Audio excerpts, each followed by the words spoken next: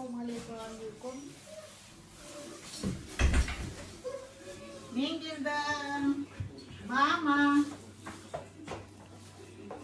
Aja hadi. Aja hadi. Mama. Oh. Men geldim. Ya. Ne? Ulan geldim size. Aja geldim.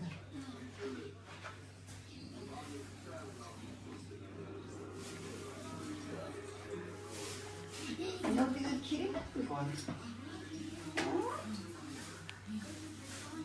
Kirimlik olur. Сәлеметсіздерме біздің көрермендер? Бүгінгі тақырыбымызды ары қарай жалғастырамыз. Бүгінгі тақырыпта мен келін болып түскендегі тәртіптер, әдет ғұрып, дәстүр туралы әулетіміздің айтатын боламыз.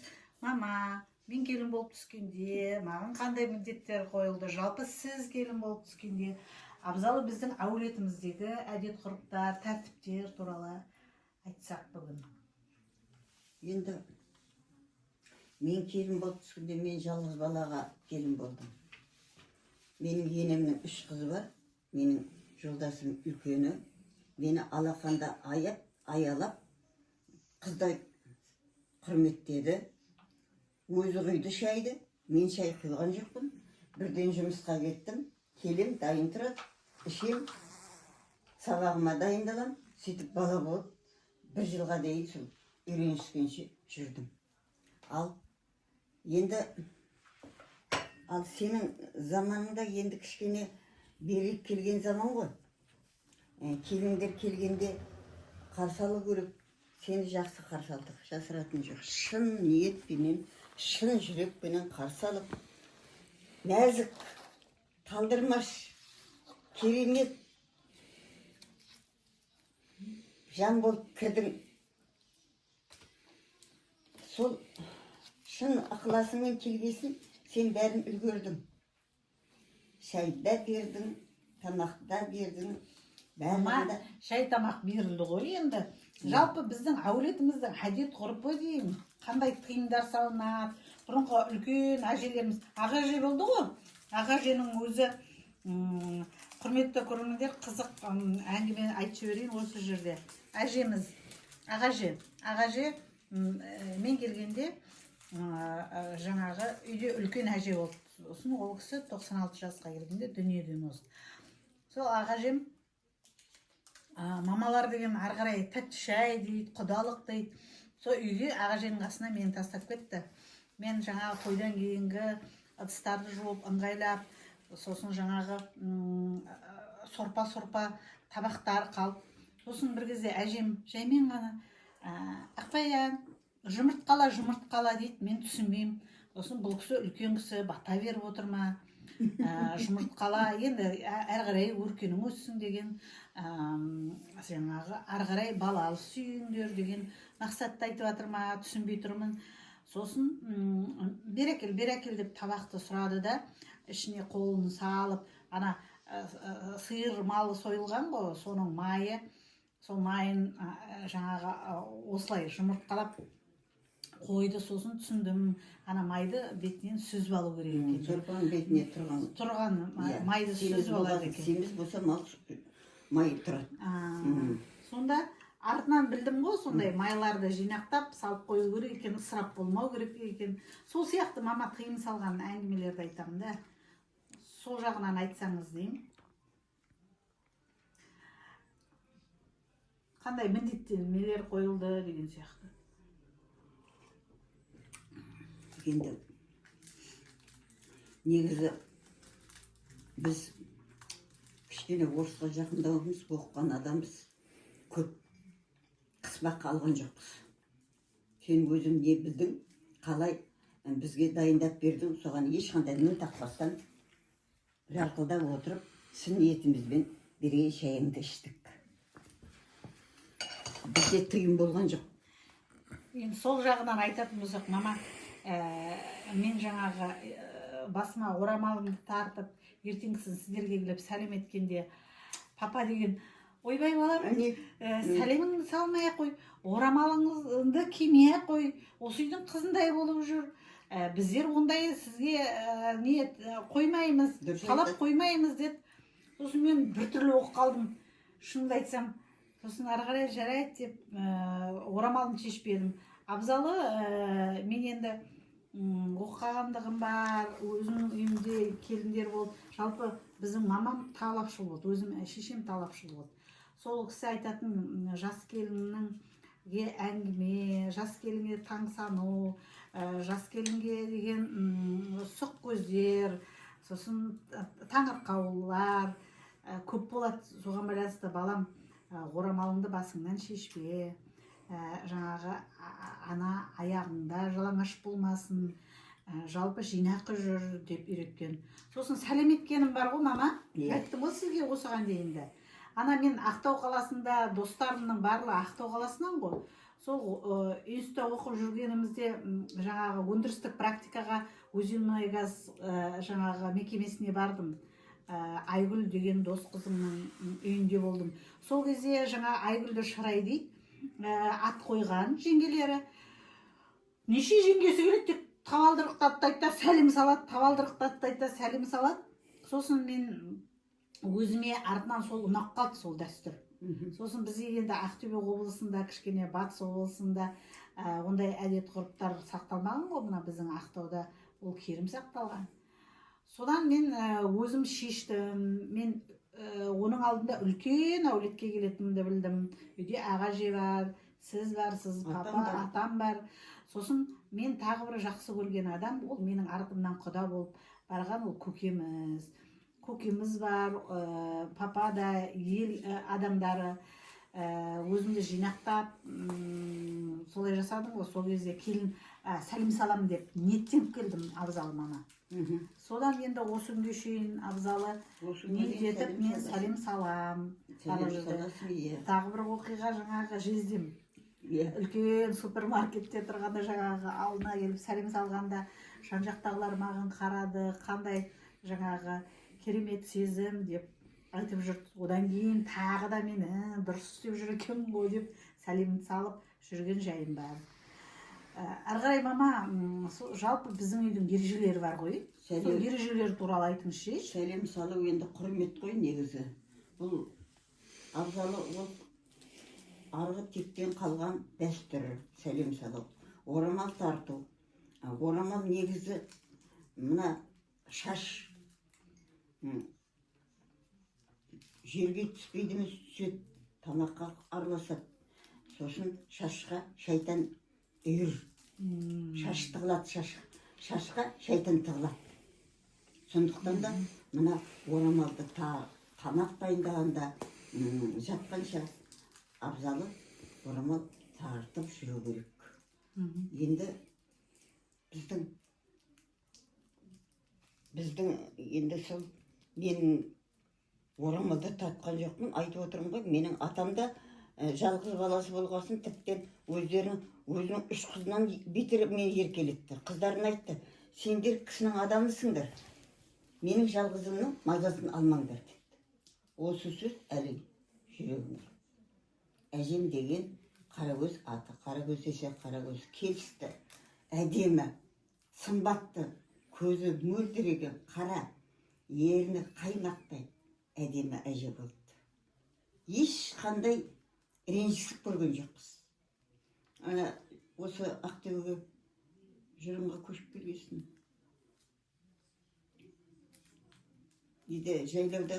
Жайлауға кетті ғой, апам менен атам мал қарау үшін. Себебі түйе болды, сиыр болды. Қалада жазуын асырау қиын. Апам анда-санда келеді ғой үйге. Сонда келгенде ақыл келгенше мен мына тазартып қояйын деп ақманның бәрін жуып, қырып, ол уақытта премистің астына қоямыз ғой. Мама, сіз қайдасыз, сіз тазартпайсыз ба? Мен тазартпаймын, мен жұмыста жүріп, әжем тазартады. Мен де жұмыста жүрмін, онда мен неге тазартам? Енді қазір ол уақытта айтып отырмын ғой, ол уақытта кішкене бостау болды, келінге бостау қарады. Мама, керісінше қазір кезінде қатты қараған келіндерге, қазір бостау қарайды. Енді чемпионшағы қатты қарайтын. Жоқ. Таңғы 6-да тұрып сыпырып, үй сыпырып, ауланы сыпырып жүрген. Мама, ол мәселен деген ол тәртіп қой. Бұл жерде біз сол келіндерге өнеге болатындай. Мамам ертеңгісін сізден бірінші тұрам ғой, мен жасыратыны жоқ. Ерте тұрам ғой, солай ғой. Ерте тұрасың енді. Иә, ерте тұрам, семьямның шайын беремін саған. Шайын беремін. Иә, енді сіз қайта демалып, намаз оқитын болғасын, кештеу, кітап оқисыз, жазасыз, сызасыз. Сосын күнзаққа үйде болғаннан кейін кешкіне кештеу демалған жақсы көріп тұрасыз. Абзалы, енді сіз қалай ойлайсыз, мама, қазіргі біздің жас келіндер әдет ғұрыпты қалай сақтау керек? Олар да еркелеп жүру керек па? Еркелеудің орны бар ма? Еркелеудің орны бар. Бәсе солай шығар. Еркелеудің орны бар.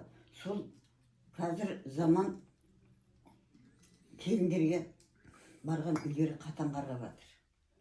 Солай ма? Қатан қарап жатыр. Соға шыдай алмай, кейбіреулері көйлерін алып бөлек шығайық деп жаңағы. Ал егер жалғыз бала болса, ол шыға алмайды. Үлкен бала шыққысы келеді, бірақ соңындағы бала кішкентай болып, ата-анасын қолында бала қалмайтын болса, онда ол ата-анасын қимайды. Сондай ортасында кішкен күйгізеңдер толатын жағдайлар кездеседі. Енді бұл үйде шүкір ғой, сен келгенде қайынсіңлің жоқ. Кенжетай тек сырымның өзі. Саған ешкім еш айтеткен жоқ. Сондықтан да сен ерке келін болып түстің, ерке болсын, әлгінге де еркесің. Мама, қалай мен қайындарыма ат қойдым, қайынсіңлеріме ат қойдым. Олар деген мен келіп түскенде 2 күннің бірінде біздің үйде жүрді ғой. Мен солармен бірге өзіңіз білесіз. Бөлек шығып кеткен балдар ғой енді. Кино көремін, ойын ұйымдастырамын. Ол бөлек шығып кеткен балдар ғой енді. Иә. Үйлеріп бөлек шыққан балдар, бәріне де ат қойдым. Сол атты әлгінге дейін айтып алсын, сол жарасады. Иә. Құрметті көрермендер, мынау жаңағы келген жерінде қайын сіңлі қайныңдарына ат қою деген өте бір біздің қазақ мықты ғой, тәртіп екен. Оны айтайын дегенім, мысалға менің батырым қазір кәдімгідей тұлға болып жетілген, физика ғылымдарының докторы, өзі ғылым жағынан мықты. Еркежаным болса, қазір ол отан қорғау мақсатында үлкен қызметте. Айым өзіне сай, қазір бір үлкен елдің ұлы келіні болып отыр, жақсы шаңырақты басқарып отыр. Тағы да кім? Менің ботам да қазір 3 бөпесі бар, өскен, ұрпақтың Алматының төрінде тұрады. Сол жерде отырып, осы дәстүрді жалғастырып, ененің қолында сондай жағдай. Атасы бар, енесі бар. Сонда менің ойлайтыным бар ғой, мама, ат қоя да білу керек. Аттың да астары бар. Соған лайық қазақи қылып, енді біз заманауи елде өмір сүріп жатырық, біз заманауимыз, жаңашылмыз деп айтамыз ғой. Бірақ көне әдет ғұрыпты заманауи салыстырып, соны бірге жаңғырту, дұрыс айтасыз. Сол жағынан да әулетімізде бір тәртіп бар деп ойлаймын, мама. Шүкір. Соның бар тәртіп қой, енді шүкір. Бәрі сыйлайды, Баян апа деп. Ал бәрінің аты бар. Сол өздеріне сай аттары қойған. Мама, енді осы жерде сұрағым келеді. Келін шай жасау дұрыс па? Келін шайдың мағынасы не жалпы? Келін шай жасау дұрыс. Өзі келін түскеннен кейін ертеңгі күні дастархан жақсылып жайлап, өзінің ағайын тумасын шақырып, келін шай береді. Сол шай бергенде мына айтып отырмын ғой, мына кесеге құйған шай қандай болып келді? Қанша мөлшерде құйды, соның бәрін сынайды. Ал енді одан баталады. Ол келін баталады. Сол әрқайсы отырып, сол келінге өзінің сыйлығы да есебінде ақшалай 1000 болсын, 2000 болсын, 5000 болсын. Сөйтіп жаңағы дастарханға келіннің қолына ақша ұстатады. Ол әр жақтан келатқан. Иә, мама, осы жерде мен құдағайымызды, апам мамасын, Оралдағы құдағайымды марқұм дүниеден қозды. Мен Ақбаян деп, маған шай құйып бергенде Ақбаян, Ақбаян, соны орындап берді мама. Маған ше. Айтады екен ғой акация. Иә, сөйтіп содан құдағайымның арасында екеуміздің бір жылулық қалды. Ана Лиза апамның мамасы ше. Маған айтты ғой, Ақбаян мен келіп шай құйған, маған шай құйғанда дейді, тек сенің түбіне ғана құй дейді, шалқарлық қой апам. Сосын тек қысы болсын дейді. Тек сол тәртіпті жасап тұрсаң, жаман болмайсың дейді. Батасын беріп кетті ғой бәрді. Жатқан жерлері жайлы. Мама кеңес ағам ше. Кеңес ағам. Құрметті оқырмандары, менің жаңағы қызық айтайын, кеңес ағам жездем дейді. Мама мен аға демеймін ба енді? Жезде деген жоқ, мен кеңес ағам дедім. Кеңес ағам атын айтуға болмайды ғой, енді қазір айтып отырмын ғой. Кеңес ағам деген бүйтіп айтатын еді ғой, мен енді кішкентай тентектеу, мама жаңа айтқандай ерке, өскен, жаңағы жылдам айтып қалам, жаңағы сол кезде бүйтіп айтатын еді ғой. Мен Ақбаянды жақсы көретіндігім сол, күнде жиналады ғой біздің үйге, күнде қонақ келіп тұрады, айналып қонақ келіп тұрады, мамалар жас, ол кезде дастархан деген мүлдем жаңа жиналмайды. Кеңес ағам сонда айтатын, Ақбаян тентек болса, мен сол тентектігін мен көтеріп алам. Сіздер жаңағы мен арқылы сөйлесетін боласыңдар сол кезде деп мен еркелетіп. Домбыраны тартады, өлеңді айтады, отырған жердің сәні ғой. Иә. Одан саяжайлары болды, сол Сімке екеуміз барамыз бізге келіңдер деп, біздерге мастер-класс көрсетеді. Біздер деген пападан кейін саяжайды екеуміз өлеңдетіп тұрып жасаймыз. Сол Кеңес ағам өзінше жаңағы біздерге көмектеседі, мастер-классын көрсетеді. Сондай жылы. Мама, мен деген шынайы бұл әңгіме, шынайы көрермендер, мен сізбен осындай отыру, шай ішу, сұхбатымызды барынша шынайы қылғым келеді. Жаңағы кадрдан кейінгі өміріміз жаңағы шынайылыққа ұласу керек. Осы еліміздің де осындай берекетті аналарымен жаңа келіндері тату болса екен деп ойлаймын. Шынымен солай ойлаймын. Себебі ертең өзім де бұйырса келін алғанда шын айтамын, мама, қатты соны ойланам. Шүйіркелесіп отырса деп. Сен жақсы көрсең, о да жақсы көреді. Жақсы көреді. Оның жүрегінен теппесең, ол бала бірінші күні келгенде қалай қартардың ба, соны мәңгі есіне сақтайды. Мәңгі есіне сақтайды. Сен балаң жақсы көргесін, сен қалай жек көресің? Балаңның серігі. Я, мама, әр үйдің салты бар, әр үйдің әдет ғұрпы сақтайтын орны бар.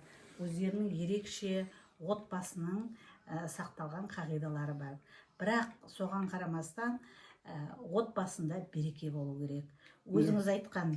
Берекесі шеше жоқ. Береке бірлік, береке енемен келінің татуы болса, сол бірлік. Мына Мүшкір Жүсіп айтқан ғой. Өте сөзге шебер адам болған. Бір күні Тобықты ауылына жол тартып, сол келгеннен кейін Абайға сәлем берейінші деп Абайдың үйіне келеді. Абай менен екеуі сырттай таниды, бетпе-бет кездеспеген. Содан келатқанда табалдырықты аттап келе жатқан, тек Абай алдынан шығып табалдырықты басып қалады. Сен сырттай сені саған қанықпын, Мүшкір Жүсіп. Егер сен Мүшкір Жүсіп болса, мына сұрағыма жауап берші дейді. Құдай қайда? Құдай қайда? Берекеменен жаңағы Қытай қайда? Жауатыр. Жаңа кітабында. Мен тозақ қайда дейді. Сонда Мәшкүр Жүсіп мүркілместен Құдай, Абайдың Құдайы қайда екенін білмеймін дейді. Менің Құдайым жүрегімде дейді. Ал жаңағы жұмақ пен тозақ әркімнің өз үйінде дейді. Көрдің бе? Әркімнің өзінде дейді. Әй, жарайсың. Мүшкір болса мүшкір екесің. Кәне, деп қолын беріп, төрін ұсынады. Міне сөйтіп екі алып бірін-бірі кездескен екен дейді. Ал сондықтан да міне мынау үйіміз міне жұмақ. Сен күліп келсең, біздің жүрегіміз күліп отырады. Сен ренжіп келсең, біздің кеуіліміз құлазып, бұл қалай болып келді? Бойға қалып, кәдімгі уайымға қалып, бүк етіп түсіп жаңағы уайым қайғыға түсіп ренжіп жатамыз. Сондықтан да міне келіннің жақсысы, ақылды болса келіннің не деп едім жаңағы? Жұмақ. Иә. Ал ақылсыз болса ол тозақ дейді. Сондықтан Аллаға мыңда шүкір, қуанышым сияқты балапанды дүниеға әкеліп берген ақылды келінім Ақбаяныма Құдайға ризамын. Рахмет, Ақмама. Енді бұл жерде құрметті көрермендеріміз, әрі қарай осындай керемет мысалдармен біздер тақырыптарымызды өрбітіп отыратын боламыз. Каналымыз ұнаса, өздеріңіздің ойларыңызды жазып, тіркеліп, мама? Әрине. Әрі қарай жалғастырамыз ғой? Әрине. Маған да жақсы болды бұл сұхбаттасу. Себебі ұйықтайын деп жатырмын, ұйқым да ашылды. Міне күнде екеуміз беттесіп отырып, шай ішіп отырмыз. Соның өзі жұмақ емес. Жалпы мен жаңа ғана жұмыстан келдім, шайымды жасап жіберіп, мамамен тек отыра қалып, осылай әңгіме өрбітіп отырмыз. Жалпы қарттарымыз аман болсын, біздің нағыз идеямыз үлкен қарт кісілерге үнемі көңіл бөліп жүрейік. Көрермендер, келесі қойылымымызда кездескенше.